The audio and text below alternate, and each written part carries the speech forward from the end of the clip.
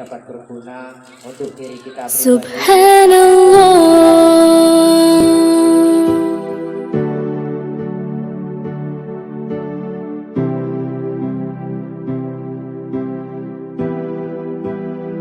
Subhanallah, walhamdulillah, la ilaha illallah, Allahu Akbar. Subhanallah, walhamdulillah, la ilaha illallah, Allahu Akbar. तू ही मेरी मौला, तू ही मेरी मौला, अल्लाह। तू ही मेरी मौला, तू ही मेरी मौला, अल्लाह। तू ही मेरी मौला, तू ही मेरी मौला, अल्लाह। तू ही मेरी मौला, तू ही मेरी मौला। Subhanallah, walhamdulillah, la ilaha illallah, Allahu Akbar. Subhanallah, walhamdulillah, la ilaha illallah, Allahu Akbar. तू ही मेरी मौला, तू ही मेरी मौला, अल्लाह। तू ही मेरी मौला, तू ही मेरी मौला, अल्लाह। तू ही मेरी मौला, तू ही मेरी मौला, अल्लाह। तू ही मेरी मौला, तू ही मेरी मौला। Subhanallah, walhamdulillah, la ilaha illallah, Allahu Akbar. Subhanallah, walhamdulillah, la ilaha illallah, Allahu Akbar. Subhanallah. Untuk tafsir yang selanjutnya akan disampaikan oleh Ustaz Hudri SKOI. Kepada beliau waktu dan tempat kami persilakan. Assalamualaikum warahmatullahi wabarakatuh. Waalaikumsalam warahmatullahi wabarakatuh. Kok kumpul ke sini semua nih? Yang jawab salam mudah-mudahan Allah tinggikan derajatnya, amin.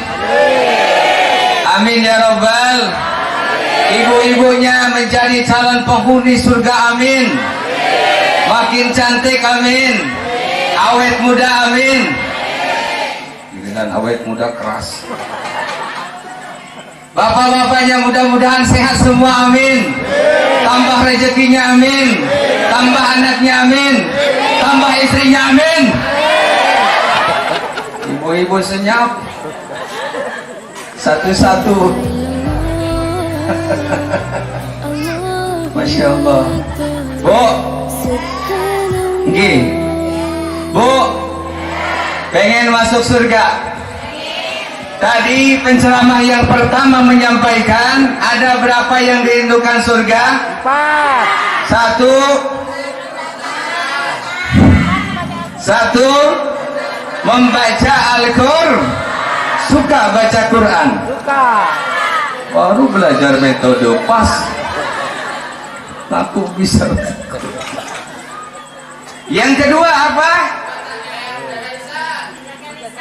Menjaga kerjaan kita gosip tiap hari. Mampukah jaga lisan? Gak bisa lagi. Yang ketiga apa, Bu? Puasa Ramadan. Siapa yang kalau bulan Ramadan suka kena halangan? Ibu-ibu lagi. Berapa seminggu, Pak? 2 minggu bocornya, Bu? Itu tamu yang merah, Bu. Berapa hari, Bu? Jadi puasa Ramadan tamu merah. Jaga lisan, kawannya suka ngajak gosip. Oh, baik. Yang keempat apa, Bu? Suka ngasih? Suka. Wah, ini nih Pak Ustadz. Alhamdulillah, bab ngasih makan biasa paling semangat.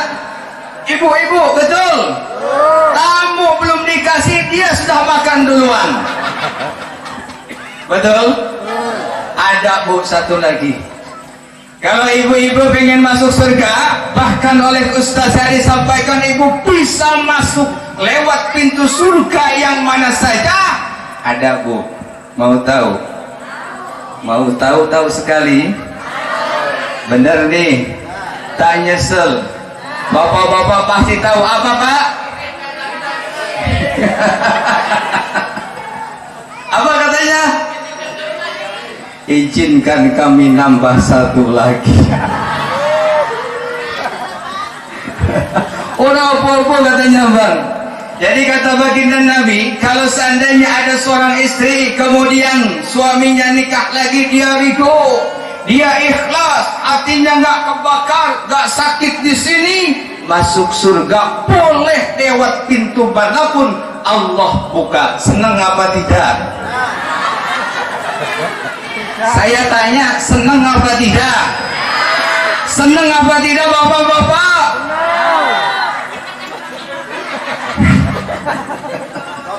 Mau dikasih izin? Langkahi dulu mayat. Masya Allah. Kalau ditanya senang masuk surga, senang Pak Ustadz, tapi ada syarat. Apa syaratnya? Langkahi dulu mayatku. Masya Allah. Baik ibu, bapak rahimakumullah. Alhamdulillah hadir di tengah-tengah kita yang memang sengaja Allah pertemukan. Ada satu sisi yang sama tapi dua alasan yang berbeda. Yang satu, kita dipertemukan dengan orang tua kita, dua kali kena stroke tapi tidak takut, semua bilang tidak mati. Beliau yang bilang kena stroke dua kali tapi tidak mati. Alhamdulillah. Tapi ada satu lagi, Bu, mencoba berkali-kali bunuh diri tapi tidak mati. Ayo yang tahu siapa? Saya kasih hadiah. Bu, ada yang tahu? Jangan senyum, betul nih dikasih hadiah sepanjang masa. Ya, ibu-ibu yang tahu orangnya yang mana angkat tangan. Kalau ibu baca baliho itu situ ada orangnya. Yo, siapa yang tahu? Mualaf. Siapa Pak? Angkat tangan tadi. Lim Junfa. Siapa yang jawab? Alhamdulillah, Bu Lim Junfa. Siapa, Bu? Lim Junfa. Lim Junfa. Kalau beliau nggak mau mati, kalau ini Mau mati. tapi sama-sama Allah berikan usia yang panjang. Alhamdulillah. Sehingga hari ini, malam ini, alhamdulillah dua-duanya dapat bersilaturahmi ke tempat kita atas izin Allah Subhanahu wa ta'ala. Alhamdulillah. Jadi nanti insyaallah sebelum akhir ceramah saya, kita akan mendengar apa saja yang membuat dia mencoba bunuh diri berkali-kali. Bapak-bapak jangan pikiran kotor, oh mungkin suaminya mau nikah lagi Pak Ustadz. Ya Bu, ada, itu baru prediksi kita. Tapi insya Allah beliau nanti akan menjelaskan asbab demi asbab kenapa orang pengen hidup, beliau pengen mati. Tak mudeng. Baik ibu rahimakumullah.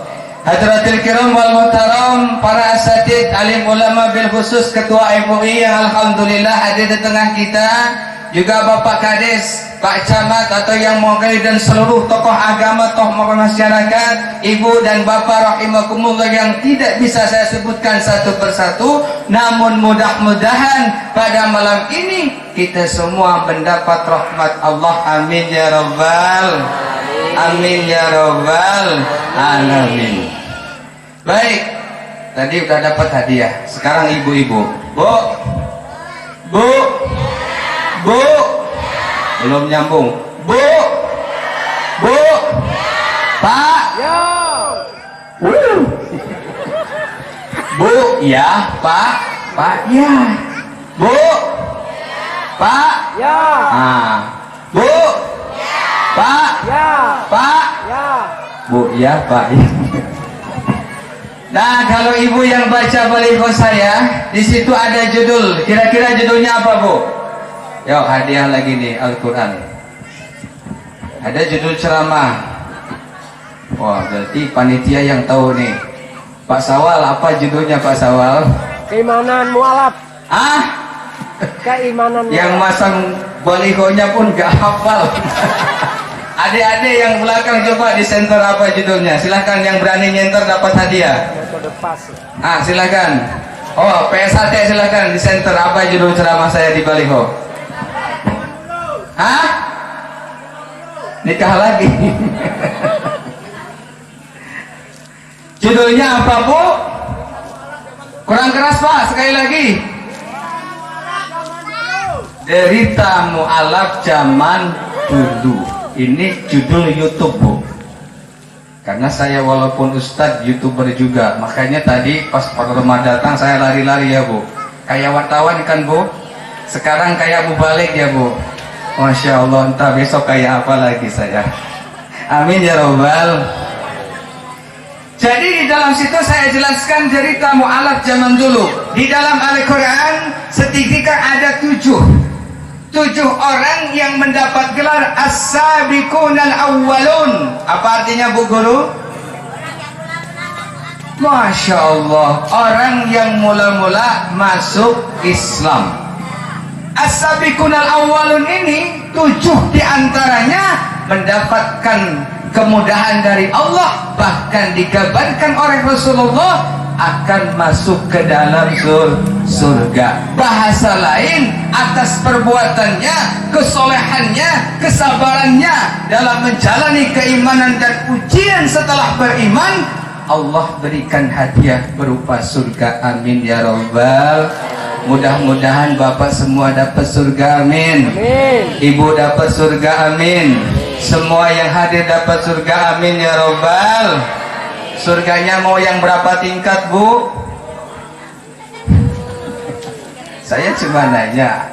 Surga ada berapa tingkat, Pak? 7. Nggih. Ada 7.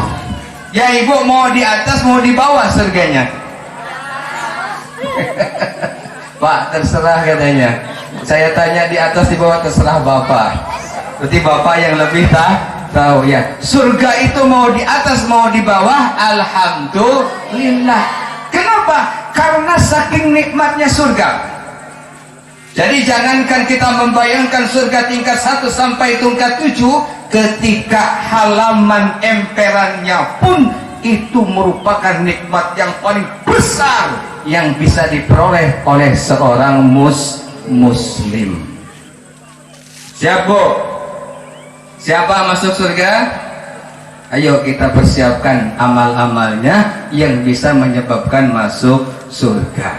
Siap, Bu? Siap. Ketika kita ingin masuk surga, apa perjuangan kita? Mempersiapkan amal-amal yang bisa menyebabkan masuk surga. Karena the life is choice. Hidup itu adalah pilihan. Ketika kita ingin masuk surga, berdoa kepada Allah, penuhi perintah dan anjuran-anjuran Rasulullah yang bisa menyebabkan kita masuk surga. Jangan sampai masuk surganya mau, tapi ikhtiarnya tidak mau. Bisa masuk surga nggak, Bu? Secara usaha, secara umum tentu tidak bisa, kecuali karena rahmat Allah. Ya, bagaimana persyaratan-persyaratan untuk masuk surga? Bagaimana perjalanan kehidupan as-sabiqunal awwalun yang 7 tadi? Baik, dari yang 7 tadi, tolong ibu-ibu sebutkan 1 orang aja, Bu, yang termasuk golongan pertama masuk Islam dapat hadiah. Angkat tangan, Bu. Ya, Bu. Ada sebelah sini. Ya, yang pertama masuk Islam, angkat tangan. Ada yang tahu? Sebelah sini ada yang mau coba lagi, Bapak-bapak? Silakan, Pak. Siapa? Khadijah. Betul, salah? Alhamdulillah, Allahu Akbar. Semuanya. Allah. Betul Bu. Yang pertama dari kalangan hawa atau wanita, yaitu Siti Khadijah, istri Rasulullah. Kemudian dari golongan laki-laki ada lagi yang paling muda, cerdik, pandai, pintar. Siapa? Sayyidina Ali karramallahu wajhah.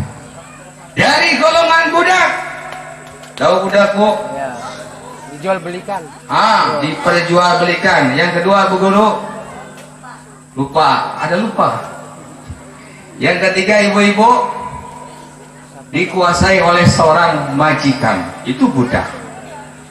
Jadi dari kalangan budak ini ada seorang budak hitam legam. Bu? Hitam? Legam. Saya hitam Pak Putih Bu? Ada, insya Allah saya hitam manis. Ibu mau bikin kopi nggak ada gula, tengok saya, insya Allah manis. Amin ya robbal. Jadi dari kalangan budak ini ada seorang budak yang hitam legam, tapi suaranya nomor 1 di zaman Rasulullah. Bahkan selama hidup Rasulullah tidak memberikan mandat kepada sahabat yang lain untuk mengumandangkan azan di kota Makkatul Mukarramah dan Madinatul Munawwarah kecuali kepada beliau. Siapakah beliau? Sayyidina Bilal bin. Alhamdulillah, ibu dapat yang baju kuning. Sopo Bu namanya? Ya, Reni. Ya, udah berapa nih? 1, 2, 3. Jadi Sayyidina Bilal ini Bu, ceritanya merupakan seorang budak. Dia budak daripada Umayyah, seorang tokoh kafir Quraisy yang pada saat itu terkenal kejam, terkenal beringas, terkenal preman. Tahu preman? Sini ada preman? Tidak ada. Insya Allah beriman semua, amin ya robbal alamin. Ketika Umayyah mengetahui bahwa Bilal masuk Islam, seluruh kawan-kawannya dikumpulkan. Kawan-kawanku, ayo lihat, sekarang budakku sudah terang-terangan masuk Islam, dan Islam pada saat itu merupakan agama yang paling dibenci, agama yang paling ditakuti oleh para tokoh-tokoh non. Kenapa? Karena takut berkembang besar dan menyebar ke mana-mana. Sehingga siapa saja yang pada saat itu masuk Islam, resikonya yang pertama apa Bu? Disiksa. Bagaimana penyiksaannya? Yang pertama, Ibu rahimakumullah, dalam sejarah dijelaskan, dibuka bajunya, kemudian dikusur di tengah padang pasir yang pada saat itu, kalau pasir di Arab, karena saking panasnya, ketika sudah sore menjelang, kita lempar daging di atasnya, maka itu bisa mateng kayak sate. Itu di Mekah. Bu pernah ke Mekah? Suka doa pengen ke Mekah? Bapak-bapak pernah ke Mekah? Belum. Ibu-ibu pengen ke Mekah? Ibu bapak-bapak pengen ke haji? Ibu-ibu pengen naik haji? Pengen naik haji. Suaminya udah naik haji? Waduh, susah ibu. Jadi kalau belum ke Mekah, belum ke Baitullah, nanti kita tanya beliau bagaimana caranya bisa umroh lebih dulu daripada kita. Bulim Junpani, alhamdulillah Bu, walaupun mu'alaf baru sekian tahun, tapi sekarang sudah Allah takdirkan melaksanakan umrohnya di bulan Ramadan lagi. Kalau orang melaksanakan umroh di bulan Ramadan, maka pahalanya sama dengan mengerjakan ibadah haji. Apalagi yang sekarang, innalillah Bu, buat orang sekarang ini susah. Yang terbaru ini bagaimana? Aturan yang terbaru 65 tahun tidak bisa melaksanakan ibadah haji. Banyak yang nangis kemarin Pak. Bu, sudah nunggu 7 tahun, 8 tahun, 10 tahun, ketika hari ini dibuka setelah corona, karena usianya sudah lebih daripada 65 tahun, tak bisa berangkat. Sedih nggak Bu? Sedih Bu. Dari kalangan petani nabung, jual sapi, jual kerbau. Dari kalangan pedagang ngumpulin tiap bulan, tiap tahun pengen masuk dan pengen bisa ibadah haji. Ketika sudah lunas sungguh nunggu antrian karena usia, akhirnya tidak boleh berangkat. Itulah namanya nasib. Jadi ibadah haji ataupun umroh itu yang pertama bisa karena nasib, yang kedua bisa karena nisab. Nisab itu biayanya cukup. Tapi nisab pun tak jadi jaminan. Wah, kita kaya, tenang, insya Allah bisa berangkat setiap tahun. Tidak. Kalau memang kita belum saatnya, kalau kita memang belum nasibnya, yang tahun sekarang ini berapa banyak yang sudah lunas bahkan nunggu antrian bertahun-tahun, ketika harusnya berangkat tahun ini, dengan adanya aturan terbaru ini banyak yang tidak bisa berangkat. Inna lillahi wa inna ilaihi rajiun. Mudah-mudahan tahun depan aturan ini segera berubah kembali kepada normal. Amin ya rabbal alamin. Jadi ibu rahimakumullah, yang pertama as-sabiqunal awalun, yaitu Sayyidina Bilal bin Rabah. Yang kedua dari kalangan akhwat perempuan. Yuk, siapa lagi yang tahu dapat hadiah? Sebelah sini. Tadi udah Siti Hadijah. Sekarang masih dari kalangan budak, ada yang tahu? Silakan Pak. Siti Fatimah. Kalau Siti Fatimah tidak masuk Pak. Siti Fatimah karena merupakan anak Rasulullah. Jadi siapa? Yaitu Siti Sumayyah. Siti Sumayyah ini merupakan salah satu budak yang dinikah oleh Yasir. Tahu Yasir? Ada yang namanya Yasir di sini? Bukan Yasir sini, Yasir sana, Yasir Saudi Arabia. Jadi Yasir ini ketika pindah hijrah ke Makkahul Mukarramah, kemudian bertemu dengan Sumayyah, kemudian mereka menikah, dan setelah menikah sama mendapat perlakuan yang keras, disiksa setiap hari, setiap malam, bahkan saat-saat detik terakhir harus merenggangkan nyawa, dia ditombak oleh Abu Jahal. Tahu Bu? Saat-saat saking parahnya disiksa, dia ditombak oleh Abu Jahal. Ada yang tahu? Yang tahu dapat hadiah. Iya, kan saya bilang ditombak oleh Abu Jahal. Apanya?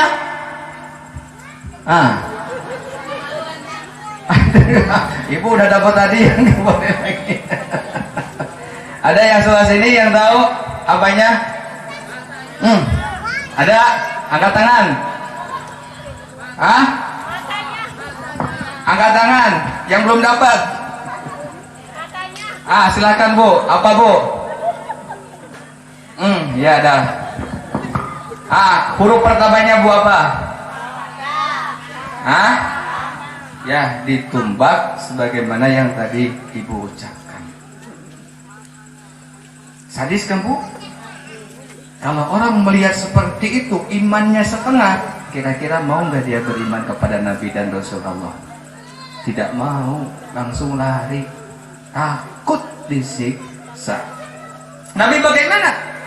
Ketika Sumayyah ini dilihat oleh Rasulullah sedang disiksa oleh orang-orang pada saat itu yang benci terhadap Islam, Rasulullah mengangkat tangan karena dia pun tidak tega melihat sahabatnya disiksa, diperlakukan seperti itu. Kemudian Allah memberikan wahyu kepada Jibril bahwa mereka sudah disediakan surga oleh Allah Subhanahu wa ta'ala. Alhamdulillah. Jadi yang pertama Bilal diikat, digusur, dijemur sampai kosong kulit-kulitnya. Yang kedua Sumayyah disiksa, diikat, dibunuh sampai ditumbak anunya. Dan yang ketiga yang tidak kalah sakitnya lagi, yaitu tukang sisir Fir'aun yang bernama Siti Masitoh. Kuis lagi. Ibu tahu Siti Masitoh? Masitoh itu kalau dari bahasa Arab berasal daripada mustun. Mustun artinya apa, Bu? Ada yang tahu nih sebelah sini? Ayo. Yang belum. Masitoh tukang sisir anak Fir'aun. Masitoh. Saya bilang kalau mustun apa artinya? Nama. Mustun artinya angkat tangan dulu. Ayo yang tahu. Yang mana nih? Yang hijau atau yang ini? Duluan mana angkat tangannya, Pak? Sweet. Udah lah, Pak Haji dulu. Apa, Pak Haji? Sisir ya. Mustun itu artinya sisir, maka namanya Siti Masitoh. Siti tukang sisir. Ketika Siti Masitoh ini menyisir putri Fir'aun. Siapa Fir'aun? Bapaknya. Pandai ini orang belakang nih. Masya Allah. Bapaknya tiba-tiba lagi serak-serak, bus jatuh. Kata Siti Masitoh, Bismillahirrahmanirrahim. Diangkat lagi sisirnya. Kata, hei Masitoh, kenapa engkau menyebut nama lain selain nama bapakku? Apakah kamu tidak yakin kalau bapakku itu adalah Tuhan yang menciptakan engkau dan saya? Karena pada saat itu Fir'aun mengaku sebagai itu Tuhan. Tiba-tiba tukang sisirnya ngambil sisir, tidak pakai nama Fir'aun, bahkan pakai nama Allah. Bismillah, dengan menyebut nama Allah. Masitoh, siapa Allah itu? Kemudian dengan lantang Masitoh mengucapkan, Allah itu adalah Tuhanku, Tuhan ayahmu, dan Tuhanmu juga. Makin marah. Oh baik, kata anak Fir'aun, kalau begitu lihat, saya laporkan ke bapak. Siapa, Bu? Dilaporkan ke bapak, karena yang sedang disisir rambutnya adalah anaknya tadi. Kemudian dilaporkanlah ibu rahimakumullah Siti Masitoh ini kepada Fir'aun. Kalau bahasa kita, bapak, ternyata Masitoh saat tadi menyisir rambutku, jatuh sisirnya, ia ambil dengan mengucap Bismillah, dengan menyebut nama Allah, bukan dengan nama bapak, padahal bapak kan Tuhan. Langsung marah. Baik, panggillah Masitoh. Setelah diambil Masitoh, Fir'aun nyuruh kepada para penjaga dan pengawalnya untuk menyiapkan tungku yang paling besar. Apa, Bu? Kuali yang paling besar. Apa beda tungku dengan kuali? Podoai. Dia tungkar siapkan kuali yang paling besar, dinyalakan dengan api yang paling besar, diisi dengan air yang banyak, sehingga saat tungku itu dibakar, airnya mendidih. Dipanggillah Masitoh dengan suami dan anaknya. Masitoh, lihat, di depanmu ada suamimu. Kalau kau tetap mengaku dan meyakin bahwa Allah adalah Tuhanmu, Tuhan kita semua, akan aku masukkan, kata Fir'aun, suamimu ke kuali itu. Bagaimana Masitoh? Dengan terisak Masitoh tetap bahwa saya akan beriman kepada Allah. Dimasukkanlah suaminya. Masitoh punya anak 2. Kemudian saat anaknya satu persatu pun, Bu, dimasukkan ke dalam kuali tadi, tinggal yang paling kecil yang masih bayi. Bu, pernah punya anak? Ibu kalau membandingkan kasih sayang ibu lebih besar sama yang udah besar apa sama yang bayi? Yang bayi, Bu. Tiba-tiba Masitoh, Pak, dihadapkan dengan pilihan tadi. Anaknya yang besar sudah masuk ke kuali, mendidih beserta bapaknya tadi, tinggal yang masih bayi. Saat itulah hati keibuannya tumbuh. Kalau tadi suaminya dimasukkan ke kuali tidak goyah, ketika anaknya yang sudah besar dimasukkan ke kuali mendidih sampai meninggal tidak goyah, tapi ketika melihat anaknya yang paling kecil inilah hatinya mulai ragu antara tetap beriman kepada Allah sama mengubah keimanan menjadi beriman kepada Fir'aun. Jadi itulah Bu hidup. Makanya kita tidak aneh kalau dulu di daerah sana, di daerah Pontianak itu ada sekelompok mohon maaf dari Jawa yang masuk agama mereka karena disuplai bahan makanan setiap bulan.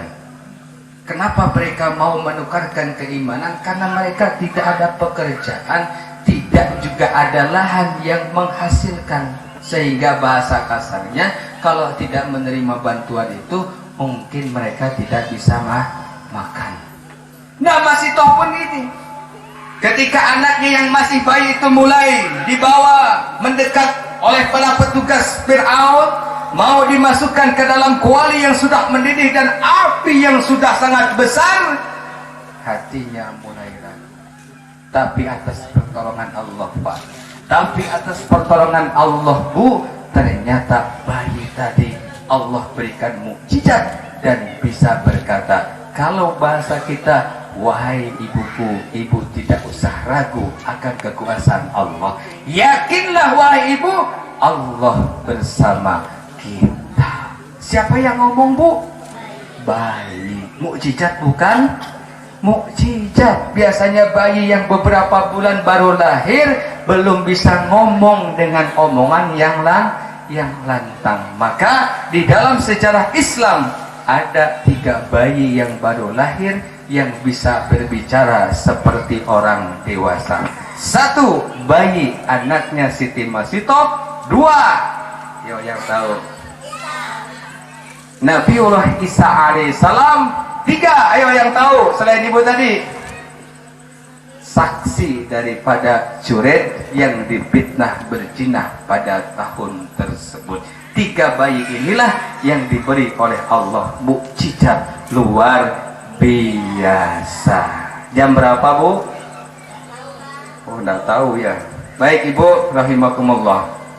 Jadi kesimpulan daripada kisah yang pertama, kedua dan ketiga yang saya ceritakan adalah menjadi seorang mu'alaf bukan suatu yang gampang. Menjadi seorang yang memperjuangkan keimanan dan keyakinan bukan suatu yang mudah. Kenapa? Karena terkadang diuji dengan orang yang terdekat dengan kita. Kalau bukan suami, istri. Kalau bukan istri, ayah atau mertuanya. Atau mungkin juga tetangga-tetangga yang dekat dengan kita. Baik, untuk itu silahkan kepada Bu Lim Chun Fa untuk ke depan dan memberikan kisah pengalaman mempertahankan keimanan. Allahu Akbar. Ya salawat Bu. Ya Nabi salam alaika. Silakan Bu. Ya Rasul salam alaika. Ya Habib salam alaika. Salawatullah alaika. Semuanya. Ya Nabi salam alaika. Ya Rasul salam alaika. Ya Habib